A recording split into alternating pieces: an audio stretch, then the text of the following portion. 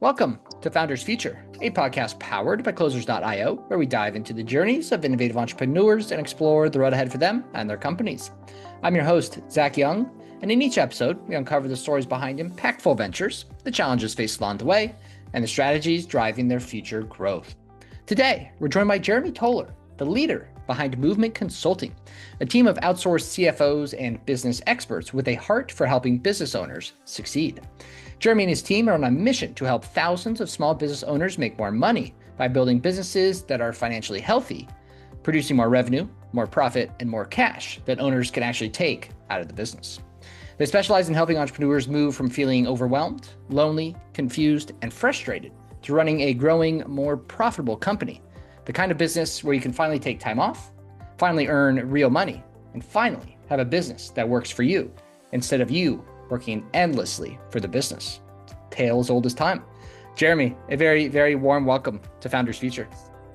Thank you. I think I need to hire you to pitch me more often. I stole it straight from your social media, so please, no reason to be modest. I love it. I love the work you guys do. It's going to be a great conversation. Before we dive in, I do like to start with your background, though.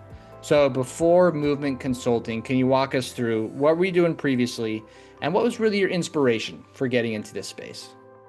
Yeah, so my background is I have an MBA. So I did what all MBAs do is jump into management consulting. So I worked in management consulting for a while and then moved into kind of the nonprofit space.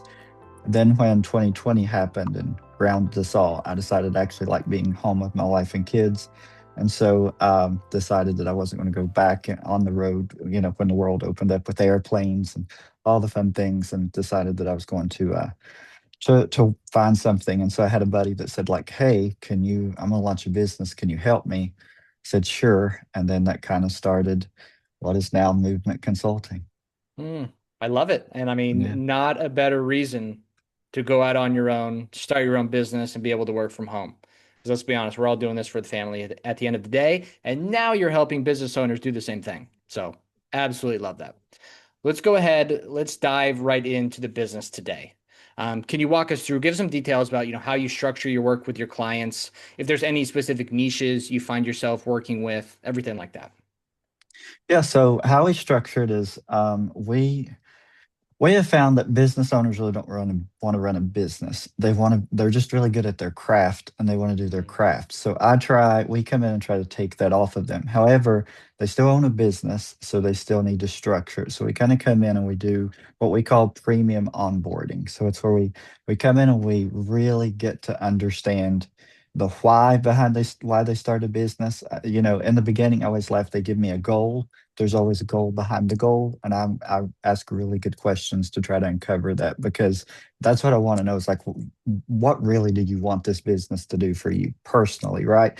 So we structure that. We do, what do you want it to do for you personally? Why'd you open a business? Then we kind of move into where do you want the business to go? Let's dream a little bit, and I want them to like really dream.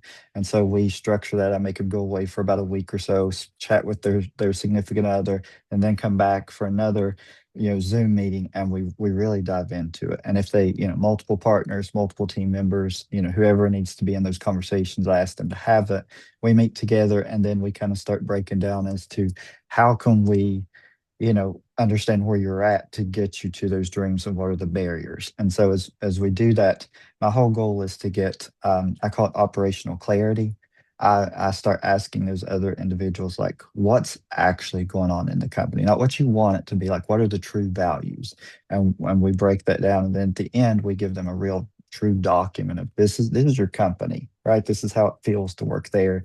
This is the heart behind it, so that everyone knows. And at the end of that, for on the operational side, we get what we call a rally cry. Like, what do you want to happen out of all this stuff is the most important over the next um, quarter to 2 quarters that we're going to put everybody behind. And that's a rally cry. Everybody down to, the staff that's in another state, or the janitor is going to know this is what we're going to do, right? Everybody's moving in the same direction. And then we kind of switch over to the financials, because the money tells us what's happening operationally.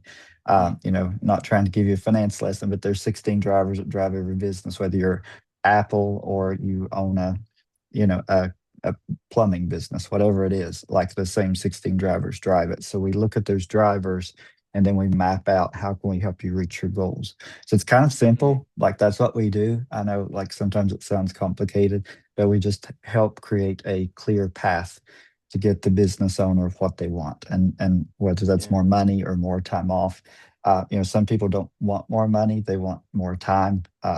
So we work towards that. Like, how can we make that Mhm. happen? It makes sense as to why, though, because I think you said it perfectly. A lot of business owners, they just want to focus on their craft, right? They're not necessarily business owners, right? It kind Right. of just ended up that way. And then, you know, they didn't learn. They've never did anything like it. So that makes a lot of sense. And I want to ask, you talk about goals, right? I'm going to take a guess. A lot of them want more time back. That makes sense. But when it comes time to retire, right? 60s, maybe early 70s, guessing a lot of them would probably like to sell the business at some point, get that nest egg back. But, and I could be wrong, correct me if I'm wrong with this stat, but I believe it's 90% of businesses will not sell due to owner dependency. Have you heard that one before? Yes, I have. Yeah, most of the time, Oh, businesses would they would shut the doors if it wasn't for the owner because everything is built around them. They're the key man, and so we take that into consideration and say like, when do you want to do this, and we start working towards transitioning that out. Um, yeah. I kind of have a personal story. I had a hand injury and ended up my business, movement consulting had grown pretty large, and then when I went out because I had to have 4 hand surgeries and rehab for a year. Um, we lost a lot of clients, even some staff, because it was, I was it. I was the salesman. I was the deliverer of everything. And so when I got, back to rehab, I was like, all right, we're not going to build this on me. So then I Mhm. had to change the way I did it. So it was really good because it helped me sharpen that skill to help other business owners, right? Because I had to do it for myself. But that Mhm. is one thing that I think, and it's easy for business owners to not realize too, that they don't, it's not something that you think about like I run the whole ship. And so when we come in, we kind of have ask those strategic questions and kind of bring it to their attention like, hey, I am the chief salesman, I'm the chief everything, we need to switch Yeah, this up. absolutely. It's hard for a lot of business owners to let go of all those hats, right? I mean, the thought process is no one's going to do it the way I do. No one's going to care as much as I do, right? It's my baby, not theirs. So I'm sure that's a process for you guys, getting them to change that mentality a little bit. It is. That's a big mindset shift of having conversations. Like if they can do it 80% and you get back that time, and it's hard. It is. So we just kind of walk them through it. And sometimes we're just a counselor, like, hey, we're, Mhm. we're going to get through this together. Yeah. But Yeah. yeah. Hey, they need a lot. That's for sure. So I believe I saw on your guys' website, you're typically working with businesses doing around 500K to 5 million a year in revenue. Is that right? Yeah, we've kind of expanded up to 10 to 15 million, but yeah, our sweet spot is kind of that 2 million to 10 million. But yeah, we work with, I call them kind of more the startups making 500,000 and then kind of help them ramp up. Got it. Okay. And do you find yourself working with any particular niche, maybe like home service companies, anything like that, or you guys working with a broad range of clients? Yeah, so our niche is, which is kind of two different spectrums, is the trades, so construction, tradesmen, and then I work a lot with private practice physicians. I'm married to a physician. My wife's a doctor, so we it just being in that world, I end up working a lot with them. So it's kind of Hmm. two different worlds, but I have fun with both. So those are our two of our kind of niche down to where we kind of right now basically not, I don't want to say only work with them, but that's the bulk of our clientele. Yeah. That does make sense though, because obviously physician on a different level, very, very skilled at what they do, right? Yes. And they love what they do and they're very proud of it. But then when it comes to the whole running business as a whole thing, makes a lot of sense. And I think construction's pretty similar. So I think I think those niches make a lot of sense. Yeah. Love it. Love it. Look into the back end of the business for a second. How are your clients currently finding you guys to work with you? A lot of ours now is through referrals, like current client referrals. Mhm. I am this year wanting to change that. So we're going to be switching up a lot of marketing. I've been obviously do podcasts. I'm trying to speak on stages more and kind of expand out that way. But I think right now the way people find us is to, our current clients saying like, hey, you need to talk with movement, and then Yeah. we kind of work that way. That's Yeah. been the bulk of how we gain our clientele. That makes sense. Not a bad way of going about it, right? I mean, when people come to you warm, ready to go, typically a pretty easy process of, having them come from a warm lead to a client. That makes a lot of sense. And a lot of people have on a show, they agree, right? Yeah, Warm leads, organic, makes a lot of sense. One thing I do hear a lot though, and I love your opinion on it. Certain people, they do find that to be a little inconsistent though, right? Sometimes they don't really know where their next lead is coming from. What's your opinion on that? I would agree. I think, I'm a pretty transparent human. Ours is, client acquisition at the moment is kind of the linchpin in every situation because we do, function more on warm leads than going out and acquiring more, has kind of been our situation, as well as people sometimes don't understand what we do. Does that make sense? Mm, Does that make sense? So it's like we're doing a lot of explaining of what we do. So I would agree. I think sometimes they come, they have an idea of what we do, and then when we really get into it, they don't. They're like, "Oh, I thought this was, something different." So even though they do come warm, and I think all of this is already sold, sometimes their expectation and what we actually do don't meet. And so again, it's mm, that educational barrier of helping them understand. Now, this is what we really do, and yeah, helping them right. understand this is what you really need. That's the big one, right? There Sometimes, you go. they're very proud. They're very proud of their business, as most people should be, right? But Yeah, I mean, let's be honest, we all could use help in certain aspects of our business life, whatever it is. So, yeah, that makes a exactly. lot of sense. So, you got your team of outsourced CFOs, correct? Correct. Yep. Got it. Walk us through, how you find your CFOs, the process of bringing them on, things like that. Yeah, so I'm a part of a couple of CFO groups that have about 300 to 400 other CFOs in them. And so some help that I've gotten is from them. We have Slack channels and things like that. So reach out and like say, hey, I need some help, and then I find somebody that works well with them. They're outsourced CFOs, right? So they kind of come. When I say come on my team, it's not that I hired them as a W-2 employee. They just are a part of my team and kind of white label it to me and my brand, and then we just work together. We know how each Mm, other function. They know what I expect and the level of excellence I push out, and then we just work together. Typically, a CFO can handle about 12 clientele for us.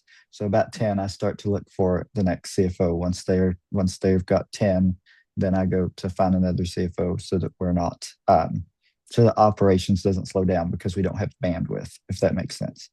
yeah. Well, one CFO being able to handle 10 to 12, that seems like a pretty good amount to me. It is, yeah. It is. But we've got it down to a science of, we productized what we deliver. So we deliver the same thing every month for them. Once we Mm, get them through onboarding, then we kind of do, I don't want to say the same function because no business stays the same, but we kind of have it down to this is what we deliver. And then any add-ons, we kind of anticipate that. And, yeah. you know, then we kind of go from there to see like what we need to do. And if somebody needs to slack off to service someone better, we do that and kind of come Yeah. together as a team and just make it happen. Well, I think that's part of just building like a scalable, repeatable business, right? If you do something completely different for everybody and it's completely bespoke, let's be honest, that's going to take up a ton of time. So, I mean, the fact that it's a similar process and you've been able to build out systems that allow you guys to do that, I mean, you're just being a good business owner at that point. You're practicing what you preach. So, Right. Yeah. I love that you say systems because I'm very passionate about them. I think that we don't rise to our goals, we fall to our systems. So I try to mm, teach, even, not in my company, I also teach the business owners that we consult with, like if something's taking your time, we've got to create a system for it. So I'm yeah. pretty passionate about that. So I love that you use that term. Yeah, I mean, we live in a world with ChatGPT now where, I mean, ChatGPT can walk us through setting up our Zapiers, right? Setting up all of our automations and can walk us through it pretty quickly. So if you don't have systems, I mean, You're living in what, like 2012, I'd say, versus all of us. Exactly. We're present here in 2025. So no, systems are important. Absolutely. So you got your outsourced CFOs. Do you have anyone else on the team that's currently supporting you? So we have I have a gentleman that helps me with sales. Actually, a couple of gentlemen that helps me with sales. So they do sales. They are also outsourced as well. So and then we have a referral program where if a strategic partner, say a banker, right, a commercial banker, sends us somebody, then we give them a very good commission off of that, as well as if one of my current clients, then we can either discount them or give them a commission for the referral, because I want them to, they're going out on the limb to say we're good at what we do, so I want them to be compensated for that. So that's kind of our sales situation, we'll call it that at the moment. Is we push, and then the sales guys take care of it and kind of help me get the business owner to where they understand what we do and make for sure that they want to jump on a call, and then we jump on a Zoom and kind of go from there. Yeah, makes a lot of sense. I mean, you got systems, right? You got systems built out to get them there. System for everything. Systems for everything. Love it. Jeremy, 2026 is slowly, but I think I'd say very quickly creeping up on us. Any goals you've set for yourself in the business for next year you're looking to achieve? Yeah, so I have a goal that, again, you said earlier, we want to help as many business owners as possible, so that's always there. But I also think that I want to push really hard and help just people in general understand what this new phenomenon of CFOs coming up and people using that fractional CFO, what that term means. Because not just because I do it, I feel like every business needs us. They just don't realize that they need what we do. A lot of people, accounting looks at the past, and bookkeeping, all that stuff's important, but it's looking into the past. And now we need to, CFOs, we kind of look to the future and say, let's create goals to get us there. Every Mm. business owner has it. Everybody's got a goal where you want on a business, right? So let us help you map it out to a clear path to get there. And so my kind of in 2026, I have a big goal of doing, I'm wanting a lofty goal of 20 podcasts, and I want to do about 20 speaking engagements, just not only for revenue. Obviously, we all want that on a business too, but I also want people to understand what we do. I hope that here in the future that having a fractional CFO on your team is as normal as having an accountant. Hmm. And I think it's coming. I think that Yeah. people are understanding starting to understand, like, hey, I need this strategy piece. I need somebody that I can talk to, because sometimes when you own a business, you can't really go to your spouse, right, and say like, hey, because something might not be awesome and you don't want to cause them stress. So we're that other human that you can be in business for yourself, but not by yourself, right? So Mm. you can, we can kind of come in and be the other sounding board and help you get there. So that's kind of 2026 for me, is I really want to do some educational things and get out there and let people know what we do. Yeah, he's getting out there. Jeremy's coming to a stage and a podcast near you. That's for sure. I That's love it. awesome. I love it. Jeremy, where can the listeners find you? Where can they connect with you online? My LinkedIn, it's or business LinkedIn is Movement Consulting. Mine is as LinkedIn, the N/Jeremy Toler, pretty simple. And then website, movementconsulting.org. You can always grab us there. But yeah, LinkedIn. LinkedIn is where I pretty well hang out. I have a lot of conversations on there. Makes sense. Jeremy, pleasure having you on, my friend. Thank you so much for your time. You as well.